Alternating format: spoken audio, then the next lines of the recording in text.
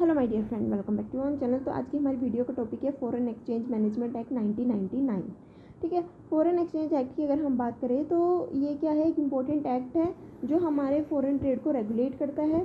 ठीक है, तो क्या हम इस एक्ट में पढ़ने वाले हैं, क्या ये एक्ट हमें बताता है कि जब भी हम फॉरेन कंट्री के साथ क्या करते हैं, ट्रेड करते हैं, तो अगर हम अपनी कंट्री में ट्रेड कर रहे हैं तो हमारी कंट्री में तो सेम करेंसी है, लेकिन अगर हम दूसरी कंट्री में किसी वर्ल्ड वाइड ट्रेड कर रहे हैं तो हर एक कंट्री की डिफरेंट करेंसीज होती है। तो उसके लिए हमें क्या करना होता है, अपनी कंट्री की करेंसी को दूसरी कंट्री करेंसी में एक्सचेंज कराना पड़ता है, तभी हम ट्रेड कर पाएंगे। तो उसके रिगार्डिंग एक स्पेसिफिकली एक्ट बना है। ये एक्ट क्या कहता है, you have learn trends in India's foreign trade, export promotion measures, regulations of foreign trade, trends in India's balance of payment and EXIM policy. ये सारी चीज़ें हम पढ़ चुके हैं, इसके रिगार्डिंग वीडियो भी बन चुकी है। अगर आपने नहीं देखी है तो वो जाके देख लेना, क्योंकि इन सारी चीज़ों पे जो है वो क्वेश्चन आ सकते हैं कि trends in India's foreign trade में हमने पढ़ी थी डायरेक्शन और commodity composition of export and import. Export promotion measures में पढ़े थे कि क्या क्या मेजर्स लिए गए एक्सपोर्ट को प्रमोट करने के लिए। रेगुलेशन ऑफ फॉरेन ट्रेड की अगर हम बात करें तो ये एक एक्ट है। ठीक है, जो हम एक्ट की बात कर रहे हैं फॉरेन एक्सचेंज मैनेजमेंट एक्ट, ये एक पार्ट है रेगुलेशन ऑफ फॉरेन ट्रेड का, जिसके अंदर 4 एक्ट आते हैं। ठीक है, उसमें से एक एक्ट ये है हमारा फॉरेन एक्सचेंज मैनेजमेंट एक्ट। उसके बाद हमने पढ़ा था trends in India's balance of payment and exchange policy क्या क्या है। उसके बाद आता है हमारा foreign exchange Management act 1999 came with effect from 1 June 2000 and has replaced the Foreign Exchange Regulation Act FARA, that is 1973. The objective of FARA 1973 was to conserve the foreign exchange resources, whereas the objective of FAMA 1999 is to facilitate external trade and payment and promote orderly development and maintenance of foreign exchange market in India. तो जो हमारा पहले वाला जो act था foreign exchange regulation act, इसका main act जो objective था वो यही था कि जो फॉरेन एक्सचेंज है उसको हम क्या करें, रिजर्व रखें, कंजर्व करके रखें। ठीक है, फॉरेन एक्सचेंज रिसोर्सेज को हम अपने पास कंजर्व करके रखें। लेकिन जो हमारा नेक्स्ट जो एक्ट आता है फैमा, जो रिप्लेस किया फेरा की जगह फैमा को लाया गया, इसका मेन मोटिव क्या था, is to facilitate external trade, ताकि हम एक्सटर्नल ट्रेड कर सके, पेमेंट कर सके और and promote orderly development and maintenance of foreign exchange market in India. तो हाईलाइट्स ऑफ फैमा की क्या क्या हाईलाइट्स है, it is more transparent in its application and has laid down the area where specific permission of the Reserve Bank of India or government of India is require. ये as compare to FERA बहुत ज़्यादा transparent है और साथ ही साथ इसमें कुछ areas को भी स्पेसिफाई किया गया है कि कहाँ कहाँ में जो है आरबीआई की और गवर्नमेंट ऑफ इंडिया की परमिशन की रिक्वायरमेंट है। ठीक है, फैमा की ये हाईलाइट्स की जो हम बात कर रहे हैं उसमें से फर्स्ट हाईलाइट ये है कि ये ट्रांसपेरेंट है, इसकी जो एप्लीकेशन है वो ट्रांसपेरेंट है और यहाँ पे जो एरियाज़ है कहाँ कहाँ ये अप्लाई होता है वहाँ पे वो स्पेसिफाई किया हुआ है कि उन एरियाज़ में हमें क्या करनी पड़ेगी, आरबीआई की या गवर्नमेंट ऑफ इंडिया की परमिशन की रिक्वायरमेंट है। In application of the act relates broadly 2 types of transaction, capital account transaction और करंट अकाउंट ट्रांजेक्शन। जो भी हम बात करते हैं कि हम क्या कर रहे हैं, बाहर की कंट्री के साथ रेस्ट ऑफ द वर्ल्ड के साथ ट्रेड कर रहे हैं। तो जैसे कि हमने बात की थी बैलेंस ऑफ पेमेंट में 3 कंपोनेंट होते हैं। ठीक है, 3 अकाउंट्स होते हैं broadly, current account, capital account और रिजर्व अकाउंट। रिजर्व अकाउंट में क्या होता है, जो भी हमारे बैलेंस ऑफ पेमेंट में सरप्लस या डेफिशिएट होते हैं उसको हम किससे मैनेज करते हैं, रिजर्व अकाउंट से मैनेज करते हैं। तो बेसिकली 2 टाइप्स की ट्रांजैक्शन होती है, एक तो होती है हमारी करंट अकाउंट ट्रांजैक्शन और एक होती है हमारी कैपिटल अकाउंट ट्रांजैक्शन। तो इसमें यही कहा गया है in application the act relates broadly 2 types of transaction. यह एक्ट 2 तरीके की ट्रांजैक्शन से रिलेट करता है, एक आता है कैपिटल अकाउंट ट्रांजैक्शन, दूसरा आता है current account transaction. Capital account transaction which is related to the movement of capital, property, investment and lending and borrowing money and are to be regulated by the Reserve Bank. यानी कि जो capital account transaction है उसको कौन regulate करता है, reserve bank regulate करता है, क्योंकि यहाँ पे जो भी असेट्स और लाइबिलिटी होती है उसको मैनेज किया जाता है। ठीक है, जो भी फॉरेन असेट्स या लाइबिलिटी होती है उसको मैनेज किया जाता है। क्या क्या चीज़ें आती है इसके अंदर, transaction which is related to movement of capital, property, investment, lending and borrowings of money, all are to be regulated by the reserve bank. The transaction which do not fall in the capital account category, यानी कि जो transaction capital account category में नहीं आती वो सारी की सारी करंट अकाउंट कैटेगरीज में आती है। ठीक है, so the transaction which do not fall in the capital account category are regarded as the current account transaction which are permitted freely subject to a few restriction। Freely आप क्या कर सकते हो, ट्रांजेक्शन कर सकते हो, लेकिन कुछ ही रिस्ट्रिक्शन है। वो क्या क्या है, certain current account transaction would require RBI permission if they exceeds the prescribe ceiling. यानी कि वैसे तो आपको करंट अकाउंट की जो भी ट्रांजेक्शन कर रहे हो उसके लिए कोई भी किसी भी तरीके की परमिशन की रिक्वायरमेंट नहीं है, लेकिन जो भी एक सीलिंग दी गई है कि इतना तक आपको क्या करना है, करंट अकाउंट ट्रांजैक्शन करनी है, मान लो 1 करोड़ तक की आपको ट्रांजैक्शन करनी है, तो आपको उसके लिए कोई परमिशन की रिक्वायरमेंट नहीं है। लेकिन अगर आप 1 करोड़ से ज़्यादा की ट्रांजैक्शन करना चाह रहे हो तो उसके लिए आपको आरबीआई की परमिशन की रिक्वायरमेंट होगी, ठीक है, तभी आप क्या कर सकते हो, करंट अकाउंट ट्रांजैक्शन कर सकते हो। तो यहाँ पे जो भी प्रिस्क्राइब सीलिंग है, अगर उससे आगे बढ़ के आप ट्रांजैक्शन कर रहे हो तो उसके लिए आपको आरबीआई की परमिशन की रिक्वायरमेंट है। सेकंड रिस्ट्रिक्शन की अगर हम बात करते हैं तो some current account transaction need permission of the appropriate government of India authority. कुछ ऐसे करंट अकाउंट ट्रांजैक्शन होती है जिसके लिए हमें क्या है, appropriate government of India authority की रिक्वायरमेंट होती है, उनकी परमिशन की रिक्वायरमेंट होती है। 7 types of current account transaction are totally prohibited. 7 types की ट्रांजैक्शन को हमें बताया गया है कि इस तरीके की जो ट्रांजैक्शन है वो पूरी तरीके से प्रोहिबिट की हुई है। कौन कौन सी है, transaction which is related to lotteries, band, magazine etcetera. उसके बाद आती है हमारी OCB have been de-recognized as an eligible class of investor under various schemes available under FEMA regulation. Some of the other highlights of FEMA are, other highlights की अगर हम बात करते हैं FEMA की तो other highlights क्या है, The Foreign Exchange Management Act and rules give full freedom to a person resident in India who was earlier resident outside India to hold or transfer any foreign security or immovable property situated outside India and acquired when he or she was resident there. ये क्या point कहना चाहता है, foreign exchange Management Act and rules have given full freedom to a person who resident in India who was earlier resident outside India। यानी कि जो person अभी India में रहता है लेकिन वो पहले इंडिया के बाहर रहता था, उसको पूरी फ्रीडम दी हुई है। Freedom regarding what, to hold और ट्रांसफर एनी फॉरेन सिक्योरिटी, कि जब वो आउटसाइड इंडिया रहता था उस समय उसके पास कोई भी किसी भी तरीके की फॉरेन सिक्योरिटीज़ है, इमूवेबल प्रॉपर्टी है, ठीक है, कि टू होल्ड और transfer any kind of foreign security or immovable property situated outside India and acquire when he or she was resident there. जब वो उस समय वहाँ पे रहता था, उस समय उसके पास जो भी प्रॉपर्टी थी तो उसको क्या कर सकता है, ट्रांसफ़र कर सकता है, ठीक है। तो the foreign exchange Management Act and rules give full freedom to a person resident in India who was earlier resident outside India to hold और transfer any foreign security or immovable property situated outside India and acquire when he or she was resident there.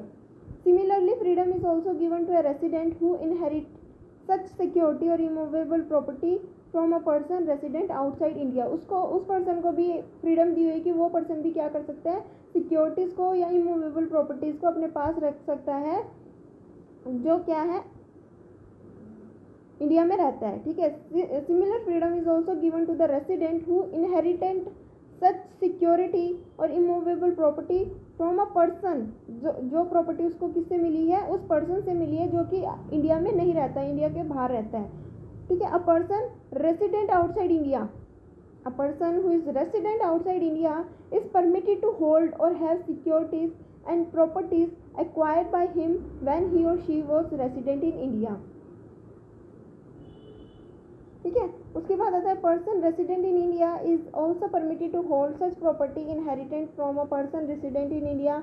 Exchange drawn can also be used for purpose other than for which it is drawn, provided drawal of exchange is otherwise permitted for such proposal. Exchange earner, foreign currency account holder and resident foreign currency account holder are permitted to freely use the funds held in EFC or RFC account for payment in all permissible current account transaction. Rules for foreign investment in India and Indian investment abroad are also comprehensive, transparent, and permit Indian companies engaged in certain specified sector to acquire share of foreign companies who are engaged in similar activity by share scrap और exchange through issues of ADR GDR up to certain specify limit. तो यहाँ पे ये सारी चीज़ें बताई गई है कि अगर कोई पर्सन इंडिया में रहता है या आउटसाइड इंडिया रहता है तो किस तरीके की प्रॉपर्टी को वो अपने पास रख सकते हैं, ठीक है। तो FEMA is a civil law unlike FERA. FEMA क्या है, फॉरेन एक्सचेंज मैनेजमेंट एक्ट जो अभी चल रहा है, ठीक है, जो जिसने किसको रिप्लेस किया, फेरा को रिप्लेस किया। तो फेमा क्या है, is a civil law which is unlike FERA. Contravention under FEMA will be dealt with through civil procedure, यानी कि अगर किसी भी तरीके की कॉन्ट्रावेंशन होती है फैमा के अंदर, फॉरेन एक्सचेंज मैनेजमेंट एक्ट के अंदर, तो उसके साथ डील कैसे किया जाएगा, एक सिविल प्रोसीजर के थ्रू जो है उसमें डील किया जाएगा। अगर हम फैरा की बात करते हैं, ठीक है, फॉरेन एक्सचेंज रेगुलेशन एक्ट की बात करते हैं, the burden of proof under FEMA will be on enforcement agency and not on the implicants. FEMA prescribe elaborate redressal FEMA prescribe elaborate redressal mechanism, machinery for the justice and fairness to the implicated while deciding on the questions of contraventions, ठीक है। Moreover, offences under FEMA are compoundable by paying penalty। तो इसमें यही कहा गया कि अगर फैमा के अंदर जैसे कि कोई भी कॉन्ट्रावेंशन होते हैं तो उसको क्या किया, उसके साथ कैसे डील किया जाएगा, सिविल प्रोसीजर्स के साथ जो है वो डील किया जाएगा। तो फैमा क्या करता है, एक प्रिस्क्राइब करता है elaborate redressal mechanism for the justice, एक मैकेनिज्म जो है वो बताता है कि किस तरीके से जस्टिस या फेयरनेस जो है हम अचीव कर सकते हैं to the implicated while deciding on the questions of contravention. Moreover offences under FEMA are compoundable by paying penalties, ठीक है। इसके बाद आता है हमारा नेक्स्ट टॉपिक जो है regulations of foreign exchange. Foreign exchange को किस तरीके से जो है वो रेगुलेट किया जाता है। Second chapter of the act deal with the various provisions which are relating to the regulations and management of the foreign exchange. These provisions are summarized as under dealing in foreign exchange, किस तरीके से हम foreign exchange में deal कर सकते हैं। Section 3 जो है बेसिकली फॉरेन एक्सचेंज मैनेजमेंट के एक्ट के बारे में बताता है। Section 3 of the act provide that no person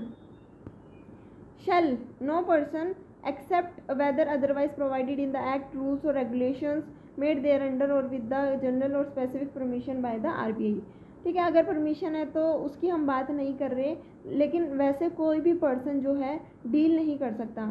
section 3 of the act provide that no person shall deal in or transfer any foreign exchange or foreign security to any person not being an authorise person. Authorise person ही क्या कर सकता है, foreign exchange में deal कर सकता है, उसको ट्रांसफ़र कर सकता है। No person shall make any payment to or for the credit of any person resident outside India in any manner. No person shall receive otherwise than through an authorized person any payment by order or on behalf of any person resident outside India in any manner. No person shall enter into any financial transaction in India as considered for or in association with acquisition or creation or transfer of a right to acquire any assets outside India by any person, ठीक है।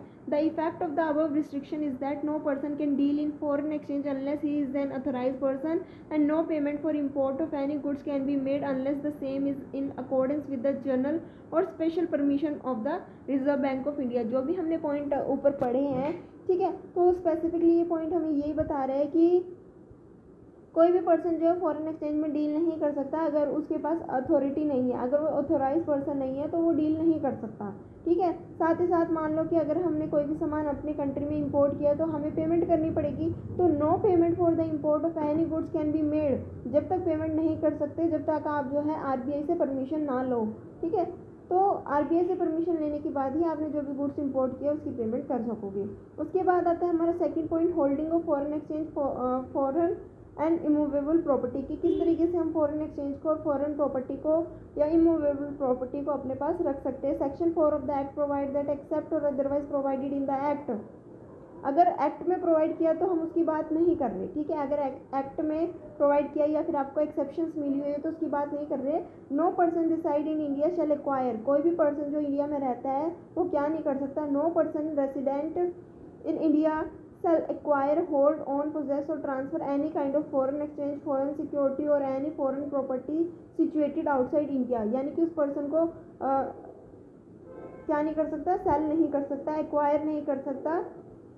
India में रहने वाला person outside Indian person से कोई भी किसी भी तरीके की प्रॉपर्टी को ट्रांसफ़र नहीं कर सकता। However the government through various notification and foreign exchange regulation from time to time liberalize the rule in respect of a number of situations such as acquisition or transfer of immovable property outside India, possession of foreign exchange, receipt from payment to a person resident outside India, purchase or transfer of foreign security, direct investment in joint venture and so on। तो हमने ये बात तो की कि India में रहने वाला कोई भी पर्सन आउटसाइड इंडिया से कोई भी किसी भी तरीके की प्रॉपर्टी को जो है वो परचेज़ नहीं करेगा, एक्वायर नहीं करेगा, ट्रांसफ़र नहीं करेगा, ठीक है। तो लेकिन गवर्नमेंट क्या कर रही है, समय समय पे अपने नोटिफिकेशन के थ्रू जो भी रेगुलेशंस है, जो भी रूल्स है, उसको क्या कर रही है, लिबरलाइज कर रही है। बहुत सारे रूल्स जो है उसने क्या कर दिए, लिबरलाइज कर दिए, ठीक है, उनसे कंट्रोल हटा दिया। However the government through various notification and foreign exchange regulations from time to time liberalize the rule in respect of number of situation. बहुत सारी सिचुएशन में जो रूल्स थे, उन रूल्स को, उन कंट्रोल्स को लिबरलाइज कर दिया। कौन सी सिचुएशन, जैसे कि acquisition or transfer of immovable property outside India, possession of foreign exchange or coins, receipt from payment to a person who are resident outside India, purchase or transfer of foreign security, direct investment in joint venture and so on. और बहुत सारे cases है जहाँ पे जो rules है उसको liberalise कर दिया। उसके बाद था हमारा current account transaction. As stated earlier, current account transaction refer to the transaction other than the capital account transaction. This include payment due in connection with the foreign trade or other current business services and short term banking and credit facility in ordinary course of business. Payment due as interest on loans and on net income from investment, remittance for living expenses of parents, spouse and children resident abroad, and expensive in connection with foreign travel, education and medical care or parents, spouse and children. Section 5 provides that any person may sell or draw foreign exchange to or from any authorized person if such sale or drawal is a current account transaction, provided that central government may in public interest or in consultation with the Reserve Bank impose reasonable restriction on current account transaction by making appropriate rules. ठीक है, तो यहाँ पे क्या कहा गया है कि जैसे कि हमने ऊपर बात की करंट अकाउंट ट्रांजेक्शन की, जो कैपिटल अकाउंट ट्रांजेक्शन का पार्ट नहीं होते वो सारी करंट अकाउंट ट्रांजेक्शन में आती है। और हमने कुछ पॉइंट्स भी पढ़े हैं जो करंट अकाउंट ट्रांजेक्शन के पार्ट होते हैं, जैसे कि payment due in connection with foreign trade. हमने फॉरेन ट्रेड किया, अभी पेमेंट क्या है, ड्यू है, ठीक है। तो इस तरीके से सारी की सारी जो भी ट्रांजैक्शन हमने पढ़ी है किसके रिगार्डिंग है, करंट अकाउंट ट्रांजैक्शन है। Section 5 provide that any person, section 5 हमें ये बताता है कि section 5 provide that any person में सेल और ड्रॉ फॉरेन एक्सचेंज टू और फ्रॉम एन अथोराइज पर्सन। किसी भी अथोराइज पर्सन को वो फॉरेन एक्सचेंज सेल कर सकता है, उससे बाय कर सकता है। If such sale or drawal is a current account transaction, अगर जो सेल कर रहे हैं हम फॉरेन एक्सचेंज या फिर फॉरेन एक्सचेंज को ड्रॉ कर रहे हैं वो करंट अकाउंट ट्रांजेक्शन से रिलेट करता है। तो प्रोवाइडेड दैट सेंट्रल गवर्नमेंट में इन पब्लिक इंटरेस्ट और in consultation with the Reserve bank impose reasonable restriction on current account transaction by making appropriate rule. तो यहाँ पे कहा गया है कि जो सेंट्रल गवर्नमेंट है वो पब्लिक के इंटरेस्ट के लिए रिजर्व बैंक से कंसल्ट करती है और रीजनेबल रिस्ट्रिक्शन जो है वो करंट अकाउंट ट्रांजेक्शन में इम्पोज कर सकती है। उसके बाद आता है हमारा कैपिटल अकाउंट ट्रांजेक्शन। जैसे कि हम पढ़ते जा रहे हैं कि जो हमने फर्स्ट पॉइंट पढ़ा था, ठीक है, first point dealing in foreign exchange, इसके बारे में हमें सेक्शन नंबर 3 बताता है। Holding of foreign exchange, foreign and immovable property, इसके बारे में हमें सेक्शन नंबर 4 बता रहा है। करंट अकाउंट ट्रांजेक्शन की जो हम बात कर रहे हैं वो सेक्शन नंबर 5 में की जा रही है। उसके बाद जो कैपिटल अकाउंट ट्रांजेक्शन की हम बात कर रहे हैं वो कर रहे हैं सेक्शन नंबर 6 में। तो डिफरेंट सेक्शंस ने हमें ये सारी चीज़ें बताई है। तो capital account transfers transaction refer to the transaction which alter the assets and liability outside India of a person resident in India or assets and liability in India of person resident outside India। तो basically ये कहा गया है कि current account transaction क्या होती है, जो भी पर्सन इंडिया में रहने वाला है उसकी करंट जो भी असेट्स है या लाइबिलिटी है आउटसाइड इंडिया उसमें चेंजेस आए हैं, या फिर जो पर्सन आउटसाइड इंडिया है उसके इंडिया के अंदर क्या है प्रॉपर्टीज़ है, असेट्स है या लाइबिलिटी है, उसके अंदर कोई भी चेंजेस आए तो वो करंट अकाउंट ट्रांजेक्शन में शो होगा। क्या कहा मैंने, it refer to transaction which alter the assets and liability outside India of a person who are resident in India or assets or liability in India of a persons who reside outside India. Section 5 provides that the Reserve Bank may in consultation with the central government, Reserve Bank central government के साथ consult करती है और specifically क्या बताती है कि the permissible capital account transaction, किन किन कैपिटल अकाउंट ट्रांजेक्शन पे परमिशन मिली हुई है, the limit up to which foreign exchange will be allowed for such transaction, कि कितनी लिमिट, एक लिमिट प्रिस्क्राइब की गई है कि इतनी अमाउंट तक आप क्या कर सकते हो फॉरेन एक्सचेंज ट्रांजेक्शन कर सकते हो।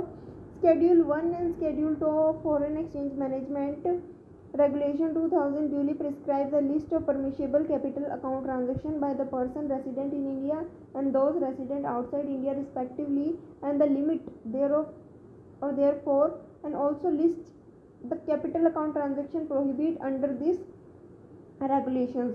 तो बेसिकली ये कहा गया है कि जो भी हमारा शेड्यूल 1 है, शेड्यूल 2 है, इसके अंदर वो सारी की सारी आइटम लिखी हुई है। जो फर्स्ट शेड्यूल है उसमें ये बताया है कि कौन सी ऐसी आइटम है जिनके लिए परमिशन दी हुई है, ठीक है, परमिशन लेने की ज़रूरत नहीं है, परमिशेबल आइटम गुड्स है ये। उसके बाद आते हैं हमारी सेकंड शेड्यूल, उसमें ये बताया गया है कि कौन सी ऐसी कैपिटल अकाउंट ट्रांजेक्शन है जिसको प्रोहिबिट किया हुआ है, जिसपे रुकावट है कि आप इस तरीके की ट्रांजेक्शन नहीं कर सकते। और जो शेड्यूल 1 है उसमें एक कहा गया है कि इस तरीके की आइटम्स के लिए, इस तरीके की कैपिटल अकाउंट ट्रांजेक्शन के लिए कोई भी किसी भी तरीके की जो है रिस्ट्रिक्शन नहीं है, इनमें परमिशन मिली हुई है, ठीक है। However through various notification and regulation from time to time Reserve Bank liberalize the rules in respect of the following. वैसे बहुत सारे रेगुलेशंस जो है वो लगाए हुए थे, बहुत सारे रेगुलेशंस, बहुत सारे रूल्स बनाए हुए थे रिजर्व बैंक ने। अब समय समय के साथ साथ क्या कर रही है, इन रूल्स को लिबरलाइज कर रही है। जैसे जैसे हमारा फॉरेन ट्रेड बढ़ता जा रहा है, हमारी टेक्नोलॉजी बढ़ती जा रही है, कंपटीशन बढ़ता जा रहा है, उसी तरीके से गवर्नमेंट क्या कर रही है, जो कंट्रोल है वो रिमूव कर रही है। फर्स्ट कौन सा कंट्रोल रिमूव कर रही है वो हम लिस्ट पढ़ रहे हैं, जैसे कि acquisition and transfer of immovable property in India, investment in form or property concern in India, establishment of branch offices in India, remittance of assets outside India, loans from NRI relatives, loans to employ outside India. तो ये कुछ ऐसी permissible item थी जिसको liberalise कर दिया गया, जिसके लिए गवर्नमेंट ने, आरबीआई ने परमिशन दे दी। पहले इस पर परमिशन नहीं थी। उसके बाद आता है हमारा नेक्स्ट जो टॉपिक है, जो नेक्स्ट पॉइंट है वो है export of goods and services. Section 7, अभी तक हमने सेक्शन 6 के बारे में पढ़ा, अब हम पढ़ रहे हैं सेक्शन 7। देखो ध्यान से, ये चीज़ें हमें याद भी रहेंगी अगर हम सेक्शन पे ध्यान देंगे। तो हमने जितने भी सेक्शन पढ़े वो कॉन्टिन्यूटी में पढ़े हैं। फर्स्ट सेक्शन 3, फिर सेक्शन नंबर 4, 5, 6, ठीक है, 4 सेक्शन हम पढ़ चुके हैं। अब आते हैं section number 7। It provide that every exporter of goods shall furnish to the Reserve Bank or to such authority a declaration in such form and in such manner as may be specified containing true or correct material particulars including the amount representing the full export value of the goods. If the full value of the export is not ascertainable at the time of the export, the value which the exporter, having regarded to the prevailing market condition, expects to receive on the sale of the goods in overseas market. The declaration should affirm that the full value of the export of the goods have been or will be within the specific period be paid if the specified manner. Similarly, every exporter of the service shall furnish a declaration to the RBI or to such authority in such a form as in such a manner as may be specified containing the true and correct material particulars in relation to payment of such services. This provision has been made for the purpose of ensuring that the export value of the goods and services are received without any delay. तो यहाँ पे ये कहा गया है, section 7 ये कहते हैं कि जो भी आप गुड्स या सर्विसेज को क्या कर रहे हो, एक्सपोर्ट कर रहे हो, दोनों का हम एक साथ बात कर लेते हैं, एक्सपोर्ट ऑफ गुड्स और सर्विसेज। तो अभी जो भी आप गुड्स या सर्विसेज को एक्सपोर्ट कर रहे हो तो उसके लिए आपको क्या करना पड़ेगा, रिजर्व बैंक को और कोई भी ऐसी अथॉरिटी को एक डिक्लेरेशन फॉर्म देना पड़ेगा। उसमें स्पेसिफिकली बताना होगा किस तरीके की गुड्स है आप एक्सपोर्ट कर रहे हो, कितनी वैल्यू के गुड्स आप जो है बेसिकली एक्सपोर्ट कर रहे हो, ताकि आपका जो अमाउंट है एक स्पेसिफिक पीरियड के अंदर आपको रिसीव हो जाए बिना किसी डिले के। अगर आप सही चीज़ें नहीं बता रहे हो, सही अमाउंट, सही वैल्यू को रिप्रेजेंट नहीं कर रहे हो, तो कहीं ना कहीं एट द टाइम की अगर आपको इम्पोर्टर जो है वो पेमेंट नहीं करता तो क्या वैल्यू होगी, जो मार्केट कंडीशंस चल रही होगी या फिर जो मार्केट वैल्यू होगी वही आपको जो है पैसे मिलेंगे, अगर आप सही से डिक्लेयर नहीं करते हो, एक्चुअल अमाउंट शो नहीं करते हो। तो उसके बाद आता है realisation and repatriations of foreign exchange. ये क्या कहते हैं, section 8 provide that saves as otherwise provided in this act where any amount of foreign exchange is due or has accrued to any person resident in India, such person shall take all reasonable steps to realize and repatriate to India such foreign exchange within such period as in such manner as may be specified by the Reserve Bank. Section 9 provides that certain exemption in respect of holding and repatriations of foreign exchange with regard to a number of situations and up to such limit as the Reserve Bank may specify. Realizations and repatriations of foreign exchange, यानी कि जब भी हम foreign trade कर रहे हैं या फिर जब भी हमने एक्सपोर्ट किया, तो मान लो कि हमने एक स्पेसिफाइड टाइम दिया कि हमें इतना पैसा हमारे इतने टाइम के अंदर मिल जाना चाहिए। अगर वो हमें वो पैसा हमें टाइम पे नहीं मिल रहा, तो हम रीज़नेबल स्टेप्स जो है वो ले सकते हैं, ठीक है, उस पर्सन के रिगार्डिंग, ठीक है। और जो भी आरबीआई स्पेसिफाई करता है उसके अकॉर्डिंग हम क्या कर सकते हैं, उस पर्सन के अगेंस्ट एक्शन ले सकते हैं, ताकि हम अपना पैसा जो है वो रियलाइज़ करा सकें, रिकवर कर सकें। उसके बाद आता है अथोराइज पर्सन। हमने कहा कि अथोराइज पर्सन की परमिशन लेनी चाहिए, आरबीआई की परमिशन लेनी चाहिए। फॉरेन एक्सचेंज में कौन डील कर सकता है, जो भी अथोराइज पर्सन हो। ये अथोराइज पर्सन है कौन, ठीक है, सबसे पहले हम इसके बारे में जानते हैं। पहले देख लेते हैं कितना हमें करना है। और अथोराइज पर्सन कौन है, देखो अथोराइज पर्सन है, authorize person means an authorise dealer, money changer, offshore banking units or any other person for the time being authorized under subsection 1 of the section 10 to deal in foreign exchange और foreign security. यानी कि वो person जिसको authority मिली हुई है कि वो फॉरेन एक्सचेंज में डील कर सकता है, ठीक है, फॉरेन सिक्योरिटीज़ में क्या कर सकता है, डील कर सकता है उस पर्टिकुलर टाइम के लिए, जब तक के लिए उसको अथॉरिटी मिली हुई है। Reserve bank may authorise any person to be known as authorise person to deal in foreign exchange in foreign security as an authorise dealer, money changer or offshore banking unit in any manner as it may deem fit. यानी कि जो reserve bank है वो किसी भी person को authority दे सकता है अगर वो लगता है कि वो पर्सन उस काम के लिए ठीक है। तो the authorization shall be in return and shall be subject to the condition laid down there in.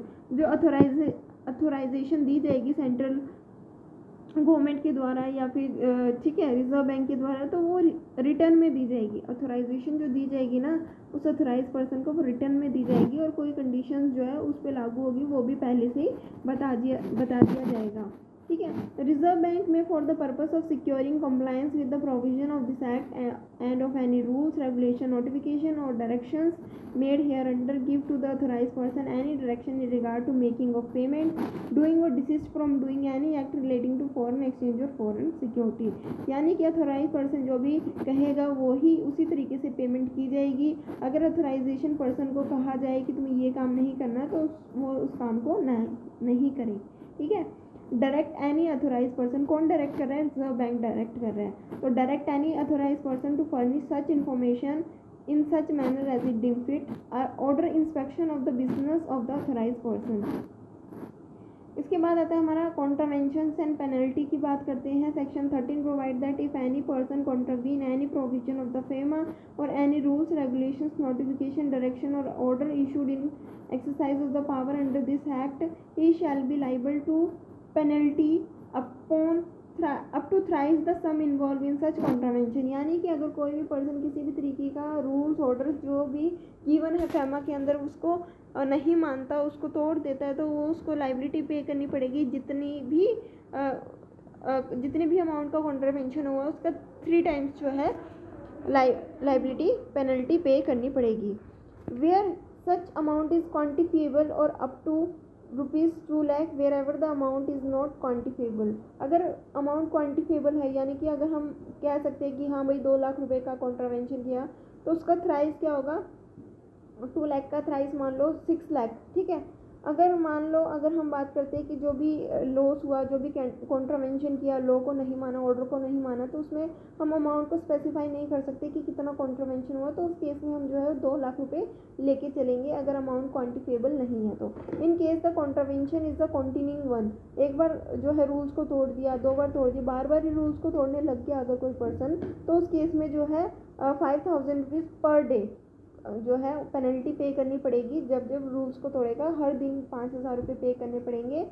Till the contravention continue may be life, जब तक वो रूल्स को कॉन्ट्रावीन करता रहेगा, तोड़ता रहेगा, जब तक हर रोज़ 5000 रुपये देने पड़ेंगे। एनी एडजुकेटिंग अथॉरिटी में in addition to the penalty direct that any security currency any other money or property in respect of which the contravention has taken place shall be confiscated by the central government। जिसके regarding contravention किया जा रहा है, जिसके regarding बार बार rules को तोड़ा जा रहा है, वही चीज़ को क्या कर लिया जाएगा, कॉन्फिस्केट कर लिया जाएगा, जब्त कर लिया जाएगा, सीज कर लिया जाएगा। अब करो तो in case of person failure to pay full amount of penalty within 90 days he may be punish with civil imprisonment after giving due opportunity to be heard. अगर एक पर्सन पेनल्टी को पे नहीं करता 90 दिनों के अंदर, तो सबसे पहले उसकी बात को सुना जाएगा, वो ऐसा क्यों कर रहा है। उसके बाद अगर बात ठीक लगी तो उसको छोड़ देंगे, अनअदरवाइज उसको जो है वह जेल में डाल दिया जाएगा। However all the contravention under section 13 can be compounded with the exemptions, ठीक है। Where amount is not quantifiable. कई बार क्या होता है कि एग्जामिशन मिली जाती है, कब कब एग्जामिशन मिलती है, जब अमाउंट क्वान्टिफिएबल नहीं होती। अपील हैज़ बीन फील्ड, ठीक है। Contravention is repeated with in 3 year, जब कॉन्ट्रावेंशन को 3 साल में एक बार कभी किया हो तो। Contravention is by authorize dealer under section 11। तो ये थी आज की हमारी वीडियो जिसमें हमने फॉरेन एक्सचेंज मैनेजमेंट एक्ट के बारे में पढ़ा। आई होप आप सभी को ये टॉपिक अच्छा लगा होगा। सारे टॉपिक्स जो है, जो भी हमने इसमें पढ़ा वो सारे के सारे पॉइंट्स आपको क्लियर हो गए होंगे, समझ में आ गए होंगे। वीडियो अच्छी लगी तो लाइक सब्सक्राइब करना मत भूलना। Thanks for watching.